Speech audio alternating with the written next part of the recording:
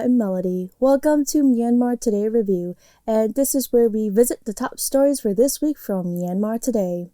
Here are the reports from our reporters from this week. Tora Swayzin has all the story on how State Counsellor encourages citizens not to panic in fighting against COVID-19. Tora Swayzin once again got the latest report on Pyidaungsu Hluttaw approves proposals to ask for loans from international organizations. Akacho will give us all the details on how the epicenter Wuhan sees gradual recovery. Akacho has the story on how G20 leaders and President Xi discuss strategy to restore global economy. Dora has the full story on millions of donations for COVID-19 prevention. Before we get to the reports, let's take a look at the featured local news from this week.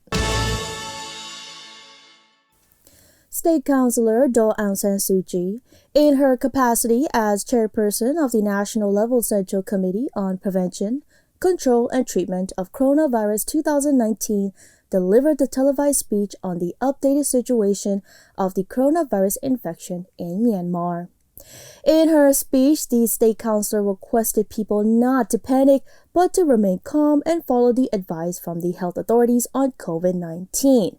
She said the World Health Organization has announced that COVID-19 can't be controlled. Out of those infected by this disease, the death rate is 4.4%. Those who died from this disease were patients with chronic diseases, poor immune system, or late treatment. The most important is to get medical treatment early. As soon as a person gets symptoms, he or she should go to the nearest clinic center immediately. She called for not being pushed onto the wrongful paths in regard with the COVID-19 disease, and she called for people to overcome all challenges with loving kindness for each other. Study the official announcements and do not get onto false paths by listening to rumors. In her conclusions, she said people can overcome the COVID-19 problems with mindfulness, relentless effort, and wisdom, based on responsibility, accountability, and transparency, which are the basic fundamental needs of good governance. The government would release up-to-date information in real time, all information that the people need to know, and people are the key to prevent and control of the disease. As the consequences of new coronavirus COVID-19 outbreak around the world, many countries, including Myanmar, are facing many problems concerning economy, education, livelihood, employment, and many more. The spread of virus left many impacts on Myanmar's economy in some ways. Some factories are being shut down, which led to unemployment problems. Permanent Secretary Myo Aung said the meeting aimed to solve the problems between employees and employers caused by COVID-19 disease outbreak and prepare necessary measures for the consequences. He added that currently closure of factories and reduction of workers are increasing, and at the same time, unemployment problems are rising across the country, especially in Yangon. Union Minister for Planning, Finance and Industry Also Win held talks with the country director of Asian Development Bank, Nguyen Sin Siri. The meeting at the ministry in Naypyidaw on Tuesday focused on possible emergency loans from ADB to purchase medicines and medical equipment for COVID-19 disease prevention and treatment in Myanmar. They also discussed assistance from ADB for easy purchase. And I believe it's time now for our first report. After the confirmation of positive cases of coronavirus infection in Myanmar, State Counsellor Aung San Suu Kyi delivered the message to the citizens not to get into a panic, but to remain calm and follow the advice of the health authorities on COVID-19. She mentioned that there is no plan to shut down necessary public services, markets, or commodity centers, and there is no likelihood of running out of stock. The Ministry of Health and Sports in Myanmar on 23rd March announced 2 positive cases of coronavirus infection within the country. This is the first 2 cases found in Myanmar since the beginning of the outbreak of COVID-19 in the world. On 25th March, 1 more case was confirmed to be tested positive for COVID-19, bringing the total number to 3. The 2 persons who had returned from the UK are in Yangon and another one who had returned from the United States is in Chin State. Being informed the positive cases, the citizens of Myanmar are afraid of the pandemic, and at such a time, State Counsellor Pyidaungsu Hluttaw, in her capacity as the chairperson of the National Level Central Committee on Prevention, Control and Treatment of COVID-19, delivered the message to the citizens not to get into a panic, but to remain calm and follow the advice of the health authorities on COVID-19. COVID-19 ကူးစက်ခံရသူ2ဦးတွေ့တယ်လို့သတင်းထွက်လာတာနဲ့တပြိုင်နက် As soon as the news that 2% have been found to have been infected with COVID-19 came out, some people began buying foods, medicines, and household items in panic. There is no likelihood that we will run out of stock.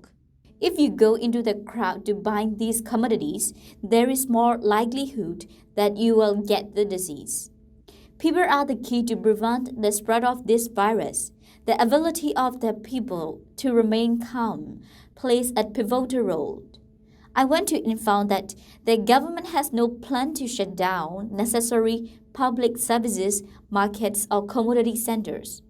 It is also advised that only 1% should go for buying instead of going in groups. Fake news is floating around that enterprises, factories, workshops will be closed and that entry and exit points to townships and villages will be closed. Please do not panic by such news. Myanmar is welcoming back the nationals working in Thailand as well as the students studying abroad. They are advised to stay at home or a designated place in a responsible manner for home or facility quarantine for 14 days to prevent the spread of the disease. Just as in the saying, report early, know early benefits everyone, State Counsellor urged the citizens to report to health centers for any necessary cases. Community-based volunteers are also helping in any way they can. Public awareness raising programs, placing the basins at the crowded bus stops to wash hands, spraying the pesticides at the markets are being carried out. Yangon Rescue's organization is also participating in social activities in a bid to prevent COVID-19. We clean the conventional markets by spraying pesticides. We are distributing the awareness brochure to the public.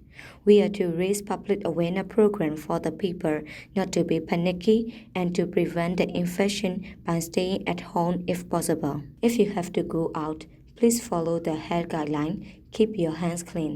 For the people who are worried about the shortage of the commodities and the increase of price, the government has also claimed to take responsibility to control these situations. Rice and oil are locally produced, so there is no reason for the shortage. Moreover, goods are already stored at the wholesale sheds. For all the goods we have in hand, we sell with regular price. There is no increase of price in rice and oil. The State Counsellor mentioned that people are the key when preventing and fighting against the pandemic. ကောင်းမွန်သောအစိုးရအုပ်ချုပ်မှုစနစ်ရဲ့အခြေခံလိုအပ်ချက်များဖြစ်တဲ့ Based on responsibility, accountability, and transparency, which are the basic fundamental needs of good governance, our government will raise up-to-date information in real time, all information that the people need to know. People are the key. That's all for now. This is Dora Swayson from MI Radio. That's the report on how State Counsellor encourages citizens not to panic in fighting against COVID-19. 4 proposals asking for loans which are to be spent by the Ministry of Electricity and Energy and the Ministry of Transport and Communications from international organizations were approved on the 29th day of 2nd Pyidaungsu Hluttaw's 15th regular session. On the 29th day of 2nd Pyidaungsu Hluttaw's 15th regular session, 4 proposals to get loans from international organizations were approved. The loans are to be spent for the Ministry of Electricity and Energy and the Ministry of Transport and Communications. Responsible ministries of Electricity and Energy, Transport and Communications, and Planning, Finance and Industry presented the explanations. The first loan is to get 7.339 billion yen from Japan International Cooperation Agency (JICA), which is to be spent in the project of reconstruction of 2 single cycle gas turbines into a combined cycle gas turbine as the project of the infrastructure development in the Lewa area Phase 3. ဒီပမာဏသည်အနေငယ်တော့များပါတယ်။ဘာကြောင့်များရလဲလို့သင်ပြရရင်ဒီစီမံကိန်းမှာ It would cost quite much because it is necessary to install the air-cooled system to accompany with consultants to do designs modifications and take equipment modifications into account. The Lewa steam turbine production costs 9.103 billion yen in total. After the project, the Lewa combined cycle power plant production plan, it can produce 75 megawatts. In the Lewa Special Economic Zone, the highest power consumption is 27 megawatts, and in 2024, 130 megawatts is expected to be used as the highest. With more votes in favor, Pyidaungsu Hluttaw has approved to get the loan of 7.339 billion yen from JICA for infrastructure development project in the Lewa area Phase 3 production. Another proposal is to get loan of $350 million from the International Development Association of World Bank to establish new combined cycle gas turbine and to upgrade the power system efficiency in Yama Thermal Power Plant. After the explanation of the responsible ministries, Pyidaungsu Hluttaw approved the loan proposal. 2 approved loans for Ministry of Transport and Communications are to get from Japan International Cooperation Agency (JICA) and Economic Development Cooperation Fund (EDCF) of the Republic of Korea. The first loan of 40.604 billion yen from JICA is to be used for Yangon-Mandalay Railway Improvement Project Phase 1. After the upgrading project, the speed of the train can be increased from 64 kilometers per hour to 100 kilometers per hour, and the duration will be reduced from 14 hours to a maximum of 8 hours for the complete routine. Union Minister for Transport and Communications, Mao, presented the current situation of the project and the service improvement project, which will be carried out within 4 years. Boss Calvert ဖြစ်ပါတယ် Boss Calvert တွေကျွန်တော်တို့200နှလုံးနဲ့133လုံးကိုဒီနှစ်ထဲမှာပြီးအောင်ကျွန်တော်တို့လုပ်နေပါတယ်တချို့တရားတွေမှာဒါတရားကြီးတွေရဲ့ဘိုးပိုင်တိုက်တာဖြစ်ပါတယ် Another railway upgrading project is to upgrade the Jotao Mezer and Mohan Gadu post of Mandalay Mijina Railway. For this project, it is to get a loan of $125 million from EDCF of the Republic of Korea. အဲ့ဒီ line capacity ကအရန်ကြက်ပြီးတော့တနေ့မှ20စင်းသာသွားနိုင်ပါတယ် The line capacity, which refers to the maximum number of trains running during 24 hours, allows 21 trains per day at present. If it exceeds the limit of the line capacity, there are delays. So the freight trains cannot be run as much as necessary. So we have to upgrade these 2 posts. Pyidaungsu Hluttaw approved the above 2 proposals. That's all about the 4 loans approved by Pyidaungsu Hluttaw. This is Dora Suisen from MI Radio. That's the report on Pyidaungsu Hluttaw approves proposals to ask for loans from international organizations. Moving on to our third report. The coronavirus epidemic outbreak epicenter Wuhan sees gradual recovery over the past several days. No new cases were reported for 4 consecutive days until Monday, and only 1 new case was reported on Monday. However, confirmed cases across the globe is on the rise. Ms. Huang Yu, CRI reporter in Wuhan, to probe further updates of the status quo at the epicenter. MI Radio reached out to Ms. Huang Yu, CRI reporter in Wuhan.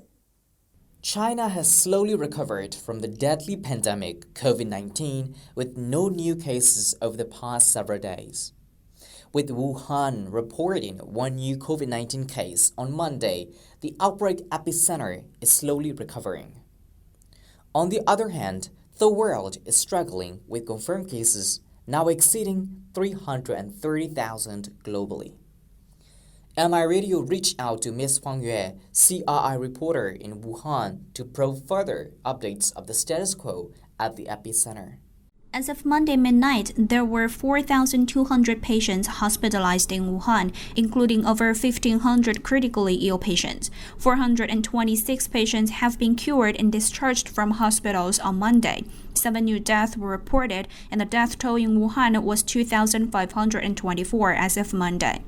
50 hospitals with over 19,000 beds in Wuhan have been reopened to treat non-COVID-19 patients. Another 11 hospitals are under disinfection, preparing to receive non-COVID-19 patients. 14 more medical teams with nearly 1,500 medics have left Wuhan to go back to their home provinces. There were still 180 medical teams with over 23,000 medics working in Wuhan. After 5 days of 0 new cases, Wuhan reported 1 new COVID-19 case on Monday. The new confirmed patient is a doctor of Hubei General Hospital and has been working in the hospital recently, so experts say they don't rule out the possibility of hospital-acquired infection. Experts have attributed the outbreak to a novel coronavirus that has since spread across China and abroad, with confirmed cases as of 24th March exceeding 330,000 globally. As of 24th March data, China has reported 81,747 confirmed cases, with over 3,000 deaths and over 73,000 recovery cases. After 5 days of 0 new cases, central China's Hubei province reported 1 new COVID-19 case on Monday. Wuhan will lift outbound travel restrictions starting 8th April after over 2 months on lockdown. 2020 Tokyo Olympics will be postponed by 1 year because of the coronavirus. Huang Yue continued to explain the requirements the passengers need to travel. Wuhan announced that it will open travel to outside the city on April the 8th, and other parts of the whole province will end their lockdown on Wednesday. People will need to show a health code, which is a digital health certificate issued by Hubei province, when they leave.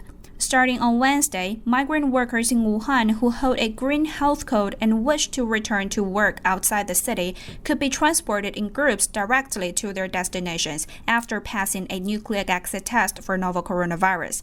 Other travelers with a green health code will be able to leave the city on April the 8th. People from other provinces will be able to travel within Hubei with a health code issued by their original provincial regions without the need to present other certificates. Wuhan will gradually resume production based on epidemic risk evaluation. The opening time of school, including colleges, kindergartens, and vocational institutions, is still postponed and will be set at a later time. Shanghai is set to halt international flights at Hongqiao Airport after Wednesday. Starting from Wednesday midnight, according to the Shanghai Municipal Authority, Shanghai Hongqiao International Airport will halt all internationals, Hong Kong, Macau, inbound and outbound flights. Flights scheduled prior to the deadline will be moved to Pudong Airport, but Hongqiao Airport will remain operational for backup landings. The decision was made to focus efforts on preventing the imported coronavirus cases, as Shanghai now stands at one of the hotspots of the imported cases in China. This is Agajo reporting for Myanmar International Radio. That's a report on how the epicenter Wuhan sees gradual recovery. G20 leaders and President Xi discuss strategy to restore global economy. Saudi Arabia, which currently holds the G20 presidency, last week called for the virtual summit, following criticism that the powerful group of major economies had been slow to address the global crisis. The report covers the key points President Xi and G20 leaders discussed during the summit. Akajo has the details. Leaders of the Group 20 G20 major economies were committed to inject over $5 trillion to prop up the global economy as part of their joint measures to blunt economic fallout from the COVID-19 pandemic. The pandemic, which is expected to trigger a global recession, has infected over 500,000 people worldwide, and the death toll reached over 23,000. The amount of spending measures this time is equal to that pledged against the global financial crisis in 2009. President Xi calls on all G20 members to act with unity to restore confidence for global economic recovery. 我呼吁20国集团成员采取共同举措，减免关税、取消壁垒、畅通贸易，发出有力信号，提振世界经济，复苏士气。 Masaji Ne-win from China Media Group CRI Myanmar Department explained. ဒီအစည်းအဝေးမှာ G20 အဖွဲ့ဝင်နိုင်ငံတွေတက်ရောက်မယ်နောက်နိုင်ငံတွေတက်ရောက်မယ်သက်ဆိုင်ရာနိုင်ငံတကာအဖွဲ့အစည်းကတာဝန်ရှိပုဂ္ဂိုလ်တွေတက်ရောက်မယ်လို့ကျမတို့သိရပါတယ်နောက်ပြီးဒီအစည်းအဝေးကနေကျင်းပတဲ့အတွက်ကြောင့်မို့လို့ G20 အဖွဲ့ဝင်နိုင်ငံအချင်းချင်းပေါ့နော်အတူလက်တွဲပြီးတော့အောင်ကြွေးရလက်တွေရရှိနိုင်မယ်နောက်ပြီးတော့အတူတူပူးပေါင်းဆောင်ရွက်ညှိနှိုင်းမှုအတွက်ကိုလည်းတရုတ်နိုင်ငံတွေနဲ့တွန်းအားပေးနိုင်မှုမျှော်လင့်တဲ့အကြောင်းပေါ့နော်သတင်းတွေအရကျမတို့သိရပါတယ်ရှင် Saudi Arabia, which currently holds the G20 presidency, last week called for the virtual summit following criticism that the powerful group of major economies had been slow to address the global crisis. Chinese President Xi Jinping on Thursday also urged a collective tariff reduction within the group of G20 bloc, a strong call to boost confidence and combat a potential virus-driven global recession. President Xi also calls on G20 members to enhance macroeconomic policy coordination. 疫情对全球生产和需求造成全面冲击，各国应该联手加大宏观政策对称力度，防止世界经济陷入衰退。要实施有力有效的财政货币政策，加强金融监管协调，共同维护全球产业链供应链稳定。 Manufacturing capacity will be expanded to meet the increasing needs for medical supplies, which will be made widely available at an affordable price on an equitable basis, according to the statement. As many countries implement export bans on medical supplies, the G20 leaders also agreed to ensure the trade flow of the vital medical supplies, critical agricultural products, and other goods and services across borders. Moreover, President Xi calls on G20 members to fight all-out war against 国际社会应该加紧行动起来，坚决打好新冠肺炎疫情防控全球阻击战，遏制疫情蔓延势头。中方秉持人类命运共同体理念，愿同各国分享防控有益做法，开展药物和疫苗联合研发。 并向出现疫情扩散的国家提供力所能及的援助。 This is Agajo reporting for Myanmar International Radio. That's the report on G20 leaders and President Xi discuss strategy to restore global economy. And now we move on to the last report for the day. 43 donors presented millions of medicine, medical equipment, and cash in order to help control and prevent the novel coronavirus. Our MI reporter reported the event.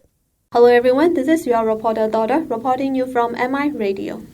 Millions worth of medicine, medical equipment and cash were presented to the Central Committee, the Ministry of Health and Sports, and Public Health Department of Yangon Region for COVID-19 prevention.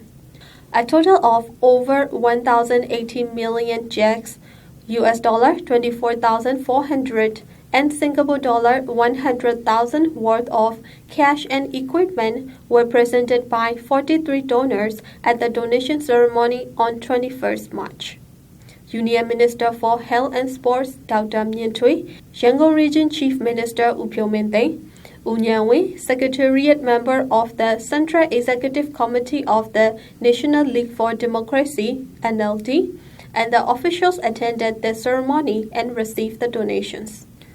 At the opening of the ceremony, U Nyan Wei, the Secretariat Member of the Central Executive Committee of the National League for Democracy (NLD), gave the opening remark. After that, the donors expressed their delight for giving the donation. The ceremony was followed by the speech of Yangon Region Chief Minister U Pyo Min Thein. He mentioned about the Yangon Regional Government's plan for prevention of COVID-19 and informed the citizens not to trust the rumors.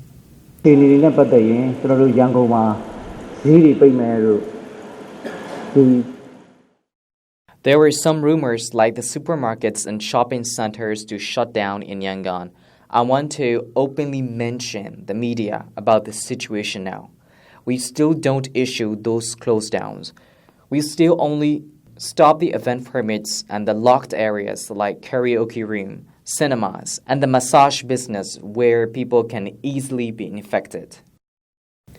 He mentioned that they found more than 700 rumor posts about COVID-19 on social media, so he encouraged the public to trust the publication of the ministry and follow the safety instructions to prevent the spread of the virus.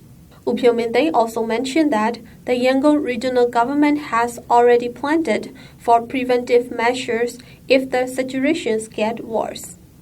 They have prepared 500 apartments for quarantine and also 2 hospitals under the control of Yangon General Hospital, which can fit in 300 people. After that, Union Minister for Health and Sports Dr. Myintri gave the speech expressing the importance of public participation in controlling the virus.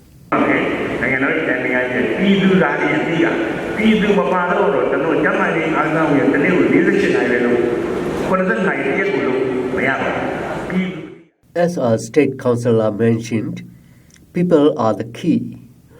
Without public support, even our ministries are working for 48 hours for a day, the virus cannot be controlled.